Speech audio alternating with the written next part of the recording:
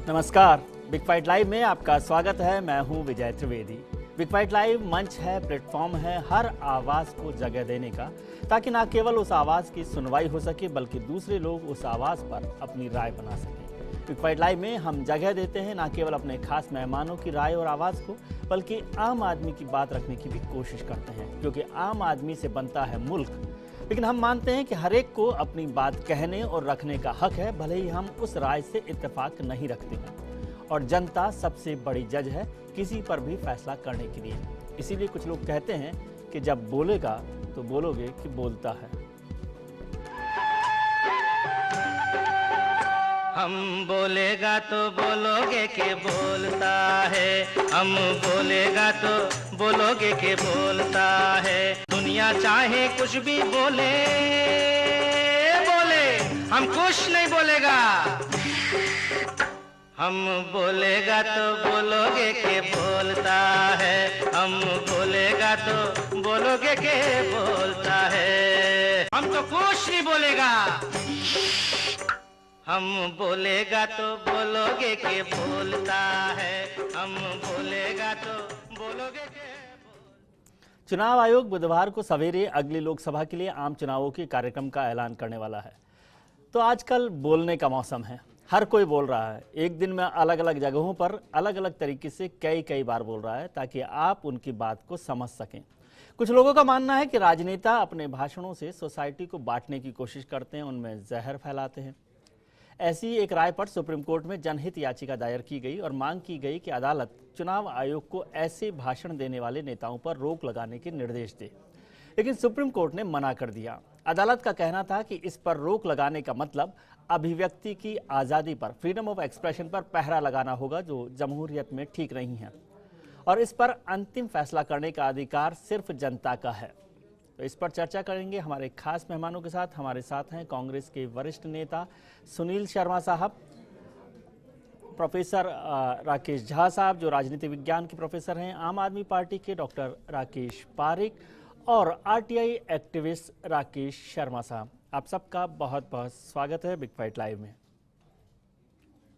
कि यहाँ ऐसे तत्वों को आप कभी कामयाब नहीं होने देंगे जो जहर की खेती करते हैं, जो समाज को बांटने की राजनीति करते हैं, जो सेक्युलर मूल्यों पर विश्वास नहीं करते हैं और जो हिंसा भड़काने की राजनीति करते हैं। मतलब पता नहीं अभी भी तो वो फूलमाला ही पहनते घूम रहे हैं, पता नहीं क्या बड़ा। अरे भाई काम करो ना, बहुत फूलमालाएं हो गई, बहुत सम्मान हो चुके हैं, इतने महीने हो गए, लेकिन कुछ तो करो सरकार के लिए। रेल मंत्री की रेल ठप पड़ी है और मुख्यमंत्री का कारोबार ठप पड़ा है। भ्रष्टाचार की राजनीति कांग्रेस पार्टी की पहचान है। भाई भतीजेवाद की राजनीति कांग्रेस पार्टी की पहचान है। जनता दुखी रहे, गरीब गरीब रहे, उनकी कुर्सी सलामत रहे, यही कांग्रेस पार्टी के कारनामे रहे हैं। इस खास कार्यक्रम के लिए हमने सवाल रखा था कि क्या राजनेता बेलगाम होते हैं, जिन्हें बोलने की आदत है, भाषण देने का काम है उनका, लेकिन क्या राजनेता बेलगामा होते हैं? ये सवाल हमने पूछा इस खास कार्यक्रम के लिए। हमारे FirstIndiaNews.com पर और फेसबुक और ट्विटर पेज पर भी ये सवाल है। जनता की राय हमें लगातार मिल रही है, आप हमें सीधे फ़ोन करके भी अपनी राय जाहिर कर सकते हैं। हम चर्चा करेंगे हमारे खास मेहमानों के साथ। सुनील शर्मा साहब, कांग्रेस के अध्यक्ष हैं सोनिया गांधी जी, ये किस जहर की खेती की बात कर रही हैं? देखिए, जहां तक ये जुबान है राजनेताओं की। नहीं, मेरी बात सुनिए। देखिए, आपको जनता को आगाह तो करना ही होगा। देखिए, दो ढंग के लोग हो सकते हैं। कुछ लोग हैं देश को जोड़ने वाले, प्यार को बांटने वाले, और कुछ लोग हैं जो कि प्यार बांटने की जगह आने वाली नस्लों को ऐसा देश देने की तरफ बढ़ रहे हैं कि जहां लोगों को वो सब चीजें जो एक गरिमापूर्ण जीवन जीने का सपना हमारे फोर फादर्स ने देखा था, स्वतंत्रता संग्राम के सेनानियों ने देखा था, अगर उस सपने से अगर वंचित कर देने की अगर कुछ लोगों ने कसम खाई है, तो निश्चित रूप से उसे आगाह तो करना ही होगा। मगर यहाँ के लिए इतनी सी बात है कि शब्दों का जो चयन है वो बहुत एक अच्छा शब्दों का चयन हो, एक सौम्य चयन हो, शालीन चयन हो।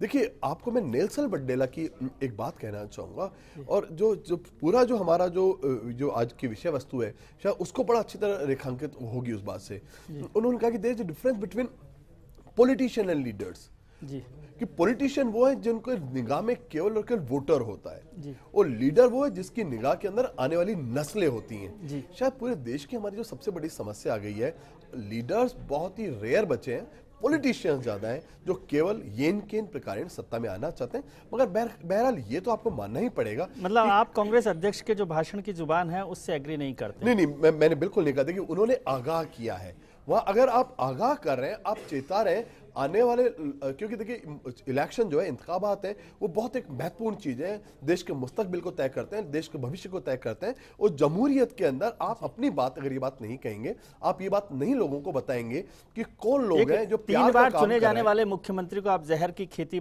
करने वाला आदमी कहेंगे? नहीं, तो देखिए मेरी बात सुनिए, 3 बार मुख्यमंत्री रहे चाहे 30 बार मुख्यमंत्री रहे, मगर कुछ आप जनता की समझदारी पर सवाल खड़ा कर रहे हैं। बिल्कुल समझदारी पर सवाल नहीं खड़ा किया और जाए। ये सवाल तो तब आप, ये भाषण तो आपने तब दिया जब आप मौत के सौदागर के बाद बड़ी बुरी तरह से चुनाव हार गए थे। नहीं, देखिए मर मेरी बात सुनिए, चुनाव हारना या जीतना एक इंपॉर्टेंट बात नहीं। जहां तक कांग्रेस का सवाल है, कांग्रेस का एक अकीदा है, कांग्रेस का एक सिद्धांत है, और वो सिद्धांत है एक राष्ट्रवाद का सिद्धांत। हम एक ऐसा मुल्क है, ऐसी पार्टी है जो इस बात को बहुत दृढ़ता से विश्वास करते हैं, जो भी इस देश के अंदर पैदा हुआ है उसका इस देश के सारे संसाधनों के ऊपर बिल्कुल बरोबर का हक है। हमने द्विराष्ट्रवाद को हमेशा से रिजेक्ट किया है, चाहे द्विराष्ट्रवाद क्या होता चाहे वो मुस्लिम लीग हमारे सामने हो, चाहे आज भारतीय जनता भाजपा पार्टी सामने हो। आपको द्विराष्ट्रवाद के सिद्धांत पर निस्संदेह जहां इस बात को बार बार कहा जा रहा हो हमारे कि साथ पूरे देश को हम गुजरात बना देंगे। भारतीय जनता पार्टी के वरिष्ठ नेता और विधायक मोहनलाल गुप्ता जी जुड़ गए हैं। गुप्ता जी, आप 2 राष्ट्रवाद की बात कर रहे हैं, नरेंद्र मोदी जो है जहर की खेती कर रहे हैं, ऐसे सोनिया गांधी जी कह रही थी अपने भाषण में। अब ये तो वही जाने वो क्यों कहते हैं। नरेंद्र मोदी के राज में जो विकास हुआ है और राष्ट्रवाद की जो भावना गुजरात में पनपी है, और उस भावना के आधार पर पूरे देश भर में जो हवा है वो आज मोदी जी के पक्ष में है, और वो विकास की हवा है, देश को एक रखने की हवा है, जो हैं, जो विकास की हवा कर रहे हैं, वो कभी शहजादा बोलते हैं, कभी कह रहे हैं कि फूल मालाओं का वो सीजन चला गया। ये जो जुबान होनी चाहिए एक प्राइम मिनिस्टर कैंडिडेट की, do you agree with that? नहीं, देखिए उन्होंने कोई गलत नहीं बोला है, बिल्कुल सही बोला है जी। शहजादा तो शहजादा ही है।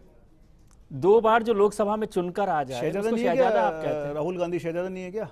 किस राजवंश की आप बात कर रहे हैं? ये गांधी राजवंश, सोनिया गांधी, देखिए राहुल गांधी, ये शहजादे की बात करते हैं, त्रिवेदी जी आप बात सुनिए, जहां एक तरफ शहजादे की बात करते हैं वहां अकर्मण्यता के ऊपर अगर इन्हें क्लीव कहा जाता है, अकर्मण्यता पे अगर इन्हें नपुंसक कहा जाता है तो उसमें फिर इन्हें चिड़न होती है।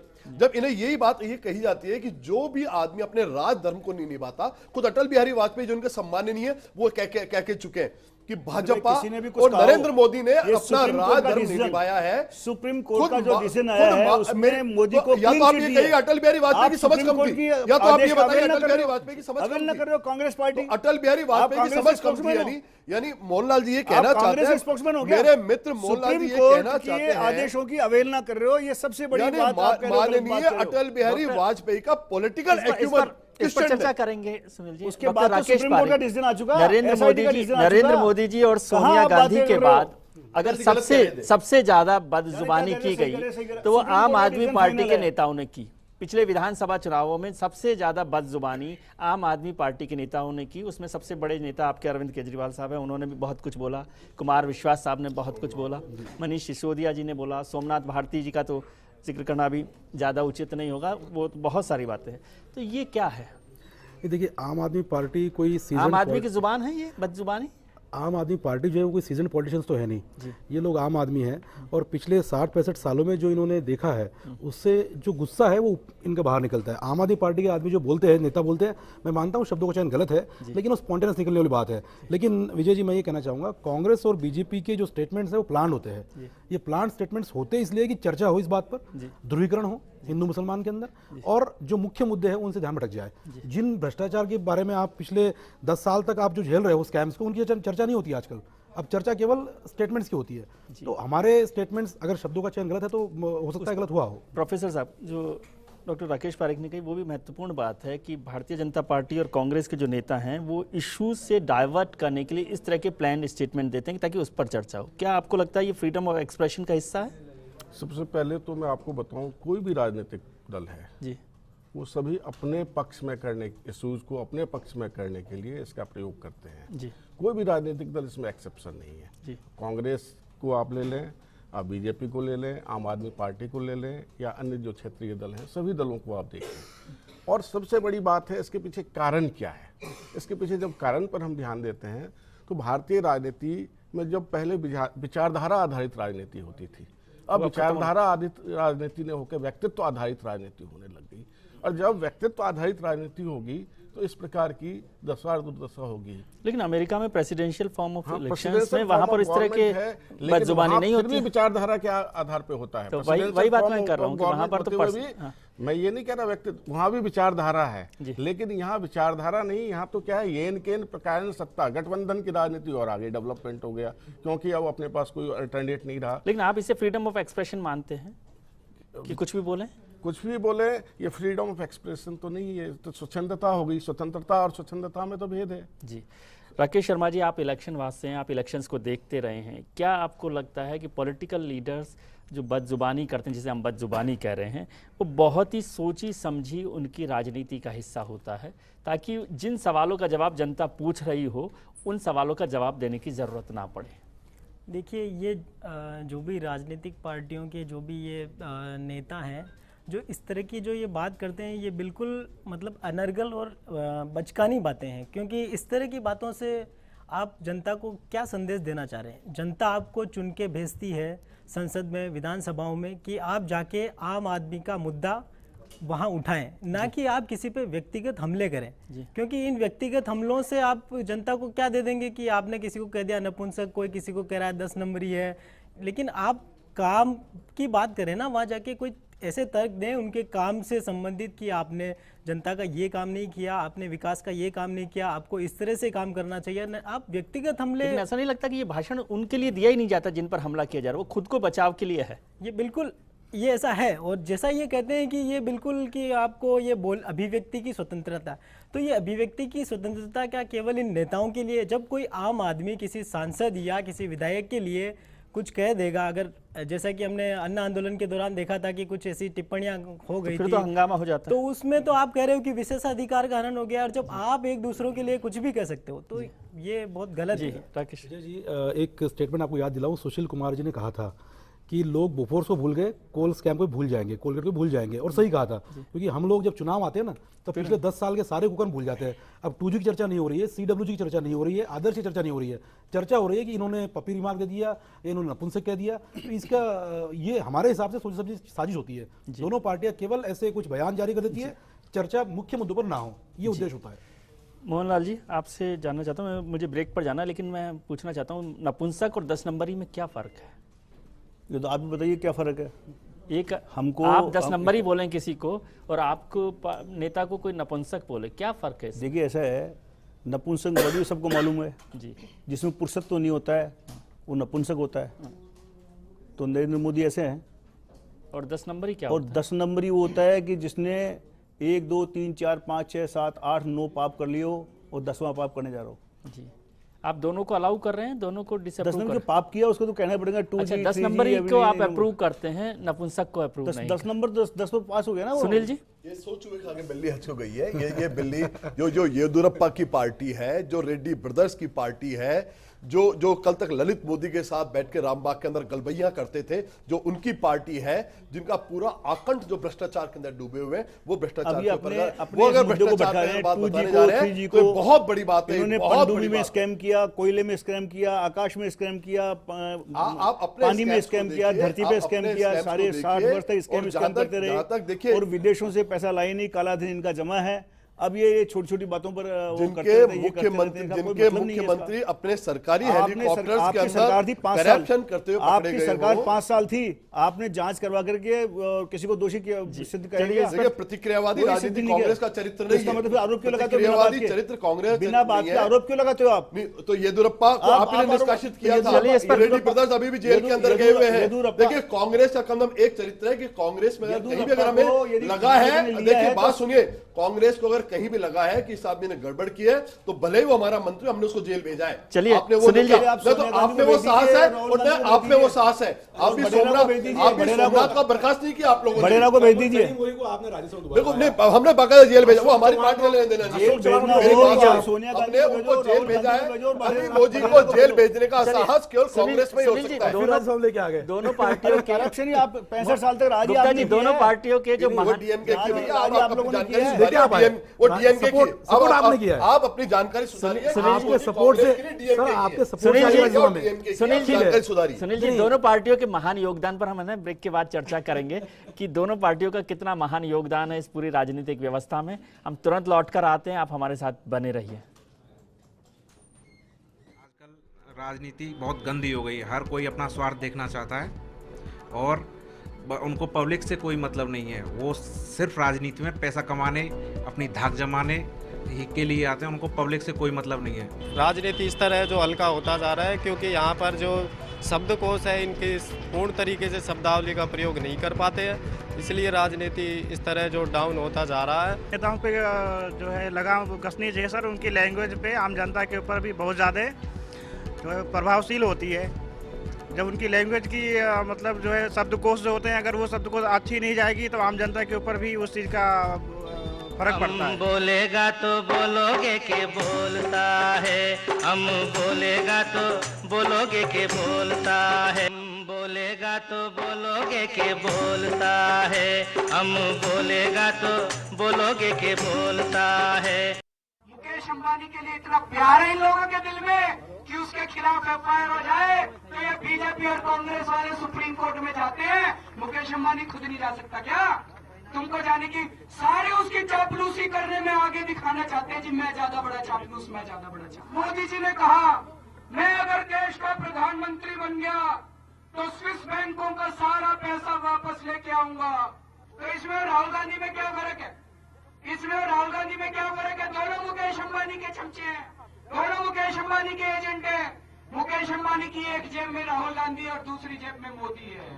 मुकेश अंबानी दोनों को पैसे देता है चुनाव लड़ने के लिए, और कोई भी जीत जाए कंट्रोल मुकेश अंबानी के हाथ में रहेगा, सरकार मुकेश अंबानी चलाएगा इस देश की। दोस्त, हमने इस खास कार्यक्रम के लिए सवाल पूछा था कि क्या राजनेता बेलगामा होते हैं। अभी पिछले हिस्से में आपने सोनिया गांधी जी को और नरेंद्र मोदी जी को सुना, और इस हिस्से में हम सुन रहे थे अरविंद केजरीवाल जी को, जो दिल्ली के मुख्यमंत्री रहे और आम आदमी पार्टी के नेता हैं।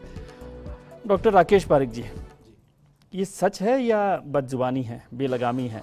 मेरे हिसाब से ये कड़वा सच है।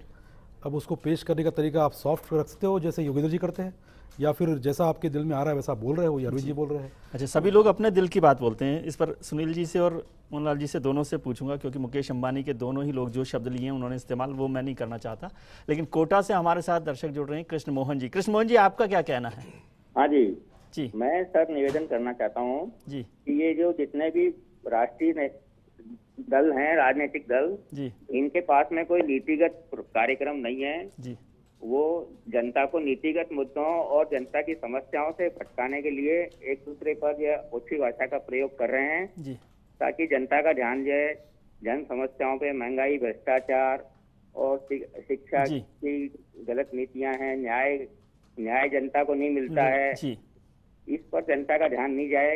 इस वजह से ये इस तरह की ओछी भाषा का प्रयोग करके जनता को उलझा रहे हैं जी, शुक्रिया ताकि इन समस्याओं पर जनता का ध्यान नहीं जाए। जी, शुक्रिया। गुप्ता जी, जो अरविंद केजरीवाल जी कह रहे थे और राकेश जी ने कहा कि वो एक कड़वा सच था, मुकेश अंबानी जी के बारे में कहा और नरेंद्र मोदी जी और राहुल गांधी जी के बारे में। वो जो कुछ कहते हैं उनको जनता ने एक चांस दिया था जी, और चांस देने के बाद में कुर्सी छोड़ के क्यों भाग गए? वो करते आप कीजिए, जैसे हमारे कांग्रेस के साथी कह रहे थे कि पिछली गवर्नमेंट में ये किया, तो आपको चांस मिला था ना। आप जांच बिठाते, आयोग बिठाते, काम करते। अब बिना बात ही अनर्गल बात करने का कोई मतलब नहीं है, चाहे वो आप थोड़ा सा करें, नाम चाहे तो बोल कांग्रेस दीजिए करे। मुकेश अंबानी जी का, आप इतना क्यों ऐसा कुछ बोल दीजिए, क्या कह रहे हैं? नहीं, मेरे को क्या कहना है, मेरे को कुछ नहीं कहना है। वो करते, जांच बिठाते, मुख्यमंत्री थे दिल्ली के, छोड़ के क्यों भागे? सुनील जी, आप अपेक्षा करते हो सत्तारूढ़ दल से कि वो काम करे जी और जांच करवाए, तो आपको भी सत्ता मिली थी ना, आप करा दी जांच। अरविंद जी ने एफआईआर दर्ज करा दी दिल्ली में रहते हुए, और और इसके अलावा हो कोई जाएगा, काम अपने आप बचा नहीं था, फैसला हो जाएगा। देखो कमेंट विजय करने की जी, हिम्मत दिखाइए। मैं आपको एक बात बताऊं, आपको आप नाम लेना चाहते हैं कि नहीं लेना चाहते? वो जो डॉक्टर राकेश पारिक ने कड़वा सच बोला, गुप्ता साहब तो उनका नाम भी नहीं लेना चाहते। मैं तो देखिए पूरा नाम नहीं, मैं पूरी बात ही करना चाहता हूँ पूरी इस बारे में, आपके मंच के माध्यम से, आपके टीवी के माध्यम से ये बात, क्योंकि जनता प्रबुद्ध है और जनता इस बात को समझ रही कि क्या हो रहा है इस देश के अंदर। देखिए, एक अंग्रेजी का एक शब्द है विच हंटर। विच हंटर का मतलब हर आदमी को आप गाली बकिए, हर आदमी को के अंदर आप प्रेत ढूंढिएगा। आप जो पार्टी है वो उसकी पूरी जो फिलॉसफी है वो ये विच हंटर्स हैं, ये हर चीज में कल फॉल्ट फाइंडिंग करना चाहते हैं और ये खुद सरकार में कल इसलिए नहीं आना चाहते थे क्योंकि इन्हें पता है कि जो जिस टैक्टिस से ये औरों को डिफेम करने की कोशिश कर रहे हैं, लगातार औरों के ऊपर लांछन लगाने की कोशिश कर रहे हैं, तो इसलिए इनको ये पता था कि अगर ये शीशे के घर के अंदर बैठेंगे तो फिर इनको कपड़े बदलने के लिए इनको भी लाइटें बुझानी पड़ेंगी। तो एक तो आप इसको समझ लीजिएगा। दूसरी बात, आप कह रहे हैं कि उन्हें पत्थर नहीं फेंकने चाहिए थे? नहीं, मेरी बात सुनिए, नहीं आप बात समझिएगा कि ये विच हंटर्स हैं और हर चीज के अंदर इनको कहीं ना कहीं कुछ गड़बड़ियां दिखती हैं क्योंकि मानसिक रूप से भ्रष्ट हैं। देखिए, आप अच्छे से समझ लीजिएगा कि केवल फिजिकली करप्शन नहीं होता, मेंटल भी करप्शन होता है और कभी कभी कुछ लोगों को अपनी ईमानदारी का, क्योंकि सर्टिफिकेट भी ईमानदारी की यही बात है, इनकी हालत वही हो गई है जो फ्रेंच रिवॉल्यूशन के टाइम पे रॉबिस्पियर की थी। रॉबिस्पियर अपने अलावा वो अपने आप को इनकरप्टिबल बोलता था। आपको मैं बताना चाहूंगा, रॉबिस्पियर था इनकरप्टिबल, वो अपने आप को इनकरप्टिबल बोलता था, वो अपने आप को इतना ईमानदार मानता था कि उसे लगता था कि उसके अलावा फ्रांस के अंदर हर आदमी बेईमान है। और नतीजा निकला कि उसने 30,000 लोगों को भ्रष्टाचार के आरोप के अंदर गिलोटिन कर दिया और जब तक कि वो खुद गिलोटिन नहीं हो गया, गिलोटिन का सिलसिला लगातार चला। ये रेन ऑफ टेरर क्रिएट करना चाहते हैं, ये भ्रष्टाचार के, ये ईमानदारी के सर्टिफिकेट बांटना चाहते हैं, जबकि वस्तुस्थिति क्या है, जो व्यक्ति आम आदमी अपने आप को कह रहा है वो बैंकॉक के अंदर छुट्टियां मनाता है। जो आदमी अपने आप को आम आदमी कहता है वो 30 साल एक जगह टिका रहता है। ये कौन सी ईमानदारी की बात कर रहे हैं? और जो आप आपकी सरकार में थे, आपकी सरकार थी वहां। मेरी बात सुनिए, आप भी जानते हैं, मैं भी आम आदमी हूँ, मैं घूमने जाता हूँ। कैसी है बैंकॉक जाने का हिसाब से आम आदमी परिभाषा वो है जो घूमने जा नहीं सकता, अच्छे से जो 12 रुपए कमाएगा क्या 22-23 रुपए, आप अच्छे से समझ लीजिएगा, वो आम आदमी कम से कम नहीं है जो एक बहुत लग्जूरियस लाइफ लीड कर रहा है। हर समाज के अपने स्टैंडर्ड। शर्मा साहब, वो बात आप जो विलासिता का जीवन जी रहे हैं, जो अपने पूरे ढंग से, जो जिनको 5 बेडरूम सेट चाहिए रहने के लिए,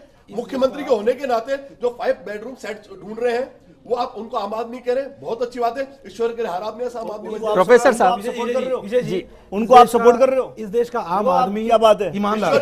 कांग्रेस जो आदमी ईमानदार है वो आम आदमी सपोर्ट कर रही है, जो भ्रष्ट है वो आम आदमी नहीं है। प्रोफेसर साहब, आपको लगता है ये जो बयानबाजी है जितनी जो अरविंद केजरीवाल जी भी, ये बयानबाजी ईमानदारी और बेईमानी की है या इश्यूज को डाइवर्ट करने की है, या अपने आप को सबसे ईमानदार जो सुनील शर्मा जी कह रहे हैं वो साबित करने का? विडंबना तो ये है कि अरविंद केजरीवाल ने खुद ने ही स्वयं को सर्टिफिकेट दे दिया कि मेरे से बड़ा ईमानदार कोई नहीं है। लेकिन वो तो लेकिन सर उसमें प्रॉब्लम यह है कि सुनील शर्मा जी की पार्टी देती तो आपके तो लोग कांग्रेस वाले दे रहे हैं क्या उनको ईमानदारी के सर्टिफिकेट, या गुप्ता जी की पार्टी देती तब भी आपको नाराजगी होती? सुनील शर्मा जी की पार्टी ने इसीलिए उनको समर्थन दिया था कि आप इतने ईमानदार हैं, इतनी लंबी लंबी बातें आपने जनता से की है, तो कुछ काम करके दिखाएं। सुनील शर्मा जी की पार्टी ने, आपको ध्यान होगा, केवल वो जो अमेंडमेंट लाना चाहते थे उसका विरोध किया और सारे चीजों में साथ दिया। और उन्होंने कहा हम साथ देंगे, क्यों? क्योंकि इनकी पार्टी ये नहीं चाहती थी वो सरकार में बने रहे, वो एक्सपोज करना चाहती थी कि ये थोथी बातें कर रहे हैं। ये प्लीज मैं मेरी बात में 49 सरकार ने जो किया है, आप इतिहास से बताइए, आप इतिहास से बताइए किसने किया है? सरकार क्यों छोड़ा? आप ये बताइए। हाँ, सरकार सर सुनिए, क्या ऐसी मैं बताऊं सर आपको, ये सवाल इसलिए आ रहा है क्योंकि आज नैतिकता खत्म होगी राजनीति में। लाल बहादुर शास्त्री ने इस्तीफा दिया था, तब आपने कहा था महान आदमी है, नैतिक आदमी है, और आज अरविंद केजरीवाल ने वोट मांगे थे जन लोकपाल कानून के लिए, वो कानून पास नहीं कर सकता इनकी मदद के बिना। जब आप उसे पेश तक नहीं होने दे रहे हो, साथ हो रहे हो, तो ये नैतिकता है उनकी। हमारे साथ झुंझुनू से नैतिकता का सवाल था, तो इसके ऊपर इनको नैतिकता के आधार पर इस्तीफा देते, इस आधार पर इस्तीफा देते हम लोगों को सर्दी से नहीं बचा पा रहे हैं। 1400 लोग 50 दिन की सरकार में उनकी कार्य प्रणाली देखिए, हमारे महिलाओं के साथ कैसा हमारे मित्र हैं आम पार्टी वाले, एक किस्सा सुनाना चाहता हूँ, बड़ा इंटरेस्टिंग किस्सा है। एक राजा के यहाँ संतान नहीं थी, तो उसने घोषणा की कि भाई क्या करें, जो भी सुबह पहले दरवाजे पर व्यक्ति मिले उसको मेरा राज दरबारी घोषित किया जाए, राजा घोषित किया जाए। गए वहाँ, एक महात्मा मिल गया, उसको लेकर के और वहाँ के दरबारी पकड़ के लिए आए, राजगद्दी बिठा दिया। 2-3 महीने राज किया। उसके बाद वहाँ के आसपास के राजाओं ने हमला करने का प्रयास किया। कहने लगे दरबारी के साहब ये हमला कर रहे हैं, कोई बात नहीं, चिंता मत करो। वो राज वहाँ महल तक आ गए, कोई बात नहीं, चिंता मत करो। राजगद्दी तक आ गए, कोई बात नहीं, चिंता मत करो। राजा तक आ गए तो कहे कोई बात नहीं, मैं तो अपनी लंगोटी लेके जा रहा हूँ, चले गए। चलिए इस पर राज करना जिनको नहीं आता हो, एडमिनिस्ट्रेशन करना नहीं आता, उनको गद्दे पे बिठाने का क्या मतलब? जिस तरह का राज आज है वैसा राज नहीं आता, हमको सीखना नहीं चाहते, नहीं राजनीति। हमारे साथ एक संजय कुमार जी। संजय जी, आपका क्या कहना है? संजय जी, संजय जी का फोन शायद कट गया है। ये लोग अराजकता फैलाना चाहते हैं और इसी कारण से इन्होंने थोड़े दिन राज किया और उसके बाद ही चाहते हैं अराजकता फैल जाए, एनार्किज्म हो जाए, देश में अशांति हो। अनुभव हो गया जो हम ये काम नहीं कर सकते, मेरा तो ये अनुभव है। मैं ये कहना चाह रहा हूँ, आज का विषय जो था उस विषय पर आते हैं। अगर आप कोई ऐसे इरिस्पॉन्सिबल स्टेटमेंट देते हो, जैसा आपने हमें गटर स्नाइप्स कहा या फिर आपने धमकी दी, हम खून लॉ मंत्री होते हुए, लॉ कानून मंत्री होते हुए ये सब कहते हुए, मेरी बात पूरी होनी चाहिए। इसके बावजूद मैं ये कह रहा हूँ ये सब ठीक है, लेकिन कम से कम ऐसी भाषा का प्रयोग ना करें जिससे कि एक पूरी नारी जमात का अपमान हो या फिर आप हिंदू मुसलमान में लोगों को बांट दो। इतनी जिम्मेदारी इन लोगों ने रखनी चाहिए जो दोनों बड़ी बड़ी पार्टियों के नेता है। जी, राकेश शर्मा जी, आप कुछ कहना चाहेंगे इस पर? कि क्योंकि देखिए अरविंद केजरीवाल जी कह रहे हैं कि ये मुकेश अंबानी के और ये उनके चमचे हैं या इस तरह, तो ये भी एक तरह से गैर जिम्मेदाराना है, क्योंकि आप सत्ता में आए थे जनता के लिए काम करने का। जब आपने पार्टी बनाई तो आपने पूरे 1 साल तक जनता के बीच जाके काम किया और इसी वजह से जनता ने आपको वहाँ सत्ता सौंपी।